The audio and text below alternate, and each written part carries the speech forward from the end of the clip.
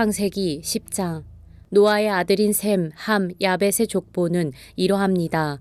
홍수 후 그들에게 아들들이 태어났습니다. 야벳의 아들은 고멜, 마곡, 마대, 야완, 두발, 메색, 디라스입니다. 고멜의 아들은 아스그나스, 리밧, 도갈마입니다.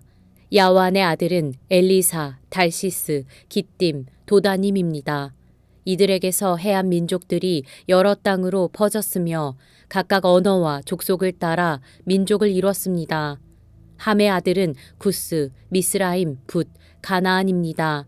구스의 아들은 스바, 하윌라, 삽다, 라아마, 삽드가입니다.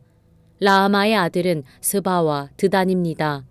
구스는 또 니므롯을 낳았는데 니므롯은 땅의 첫 용사였습니다. 그는 여호와 앞에서 강한 사냥꾼이었습니다. 니므롯처럼 여호와 앞에 강한 사냥꾼이라는 말도 이 때문에 생겨났습니다. 그의 나라의 시작은 시날 땅에 있는 바벨, 에렉, 악갓, 갈레였습니다. 니므롯은 이 땅에서 아시리아로 나가 니느웨, 르호보딜, 갈라를 세웠고 니느웨와 갈라 사이에 레센을 세웠는데 이것은 큰 성이었습니다. 미스라임은 루딤, 아나밈, 르하빔, 낫두힘, 바드루심, 가슬루힘, 갓도림을 낳았는데 블레셋은 가슬루임에게서 나왔습니다. 가나안은 마다들 시돈과 헷을 낳고 여부스 족속, 아모리 족속, 기르가스 족속, 히위 족속, 알가 족속, 신 족속, 아르왓 족속, 스말 족속, 하맛 족속을 낳았습니다. 그 후 가나안의 족속들이 흩어져 나갔습니다. 가나안의 경계는 시돈에서 그랄 쪽으로 가사까지 그리고 소돔, 고모라, 아드마, 스보임과 라사까지였습니다. 이들은 함의 자손들로 종족과 언어에 따라 영토와 민족별로 갈라져 나갔습니다. 셈에게서도 자손이 태어났습니다. 그는 에벨 자손의 조상이었으며 야벳의 형이었습니다. 셈의 아들들은 엘람, 아수르, 아르박삭, 룻, 아람입니다. 아람의 아들들은 우스, 훌, 게델, 마스입니다. 아르박삿은 셀라를 낳았고 셀라는 에벨을 낳았습니다. 에벨에게서 두 아들이 태어났는데 하나의 이름을 벨렉이라고 했습니다. 그의 시대에 땅이 나누었기 때문입니다. 그의 동생 이름은 욕단이었습니다. 욕단은 알모닷, 셀렙, 하살마웻, 예라, 하도람, 우살, 디글라, 오발, 아비마엘, 스바, 오빌, 하윌라, 요밥을 낳았습니다. 이들은 모두 욕단의 아들들입니다. 그들이 살던 지역은 메사에서부터 스바를 가로지르는 동쪽 산간지대까지였습니다. 이들이 종족과 언어와 영토와 나라에 따라 나뉜 셈의 자손들입니다. 이들은 족보와 민족에 따른 노아 자손의 족속들입니다. 이들로부터 홍수 이후에 민족들이 땅 위에 퍼져나갔습니다. 창세기 11장. 당시 온 세상에는 언어가 하나였으며 같은 말을 썼습니다. 사람들이 동쪽에서 와서 시날 땅에서 평원을 발견하고는 그곳에 정착했습니다. 그들이 서로 말했습니다. 자, 우리가 벽돌을 만들어 단단하게 굽자. 그들은 돌 대신 벽돌을, 진흙 대신 역청을 사용했습니다.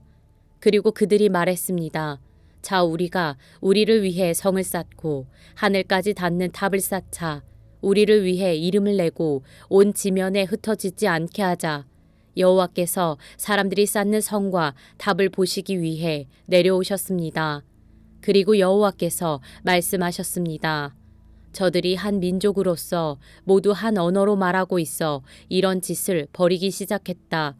그러니 이제 그들이 하고자 꾸미는 일이라면 못할 게 없을 것이다. 자, 우리가 내려가서 거기에서 그들의 언어를 혼란하게 해 서로 알아듣지 못하게 하자.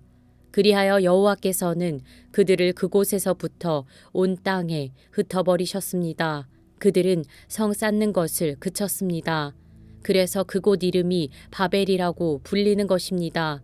그곳에서 여호와께서 온 세상의 언어를 혼란하게 하셨기 때문입니다. 그곳에서 여호와께서 그들을 온 땅에 흩으셨습니다. 셈의 족보는 이러합니다. 셈은 홍수 후 2년 뒤인 백세에 아르박삿을 낳았습니다. 셈은 아르박삿을 낳은 후 500년을 더 살면서 다른 자녀들을 낳았습니다. 아르박삿은 35세에 셀라를 낳았고 셀라를 낳은 후 403년을 더 살면서 다른 자녀들을 낳았습니다. 셀라는 30세에 에벨을 낳았고 에벨을 낳은 후 403년을 더 살면서 다른 자녀들을 낳았습니다.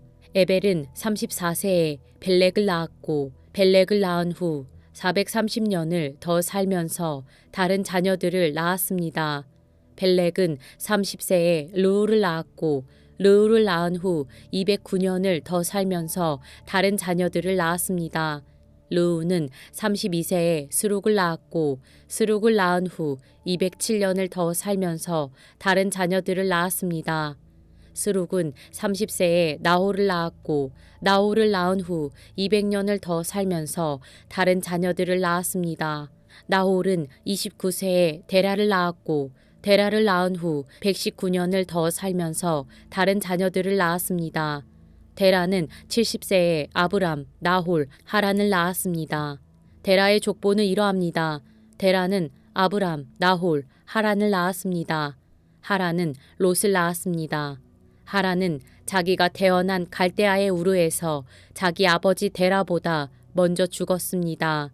아브람과 나홀은 장가를 갔습니다. 아브람의 아내의 이름은 사레였고 나홀의 아내의 이름은 밀가였습니다. 밀가는 하란의 딸이었으며 하란은 밀가와 이스가의 아버지입니다. 사레는 아기를 낳지 못해서 자식이 없었습니다.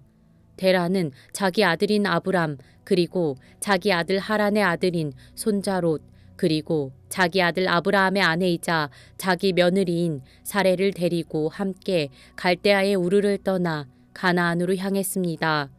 그러나 그들은 하란에 이르러 거기에서 살게 됐습니다. 데라는 205세까지 살다가 하란에서 죽었습니다. 창세기 12장. 여호와께서 아브람에게 말씀하셨습니다. 내 고향, 내 친척, 내 아버지의 집을 떠나 내가 내게 보여주는 땅으로 가거라. 내가 너를 큰 민족으로 만들고 내게 복을 주어 내 이름을 크게 할 것이니 내가 복의 근원이 될 것이다. 너를 축복하는 사람에게는 내가 복을 주고 너를 저주하는 사람에게는 내가 저주하리니 땅의 모든 족속이 너로 인해 복을 받을 것이다. 그리하여 아브람은 여호와께서 말씀하신 대로 떠났습니다. 롯도 아브람과 함께 갔습니다. 아브람이 하란을 떠날 때 나이는 75세였습니다. 그는 아내 사레와 조카 롯과 그들이 모은 모든 재산과 하란에서 그들이 얻은 사람들을 데리고 가나안 땅을 향해 떠나 가나안 땅에 이르렀습니다. 아브람이 그 땅을 지나 세겜 땅 모레의 큰 나무 앞에 이르렀는데 당시 그 땅에는 가나안 사람들이 살고 있었습니다. 여호와께서 아브람에게 나타나 말씀하셨습니다. 내가 내 자손에게 이 땅을 주겠다. 아브람은 여호와께서 자신에게 나타나신 그곳에 제단을 쌓았습니다. 거기에서 그는 베델 동쪽에 있는 산으로 가서 장막을 쳤는데 그 서쪽에는 베델이 있고 그 동쪽에는 아이가 있었습니다. 거기에서 그는 여호와를 위해 제단을 쌓고 여호와의 이름을 불렀습니다. 아브라함은 계속 이동해서 네겝으로 나아갔습니다. 그 땅에 흉년이 들었습니다. 기근이 심했기 때문에 아브라함은 이집트로 내려가서 얼마간 살았습니다. 그는 이집트에 들어가기 직전에 아내 사레에게 말했습니다. 보시오, 당신은 용모가 아름다운 여인임을 내가 알고 있소. 이집트 사람들이 당신을 보고 이 여인이 아브라함의 아내구나 하며 나는 죽이고 당신은 살려줄지 모르오. 부탁이오, 당신이 내 여동생이라고 해주시오.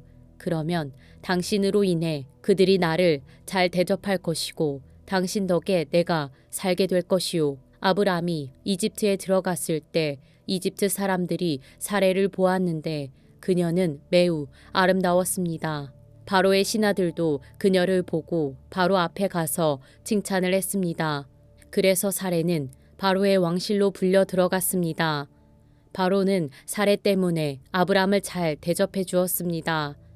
그래서 아브람은 양, 소, 암수 나귀, 남녀 하인들, 낙타를 얻었습니다. 그러나 여호와께서는 아브람의 아내 사레의 일로 인해 바로와 그의 집안에 큰 재앙을 내리셨습니다. 그러자 바로가 아브람을 불러 말했습니다. 내가 어떻게 내게 이럴 수 있느냐?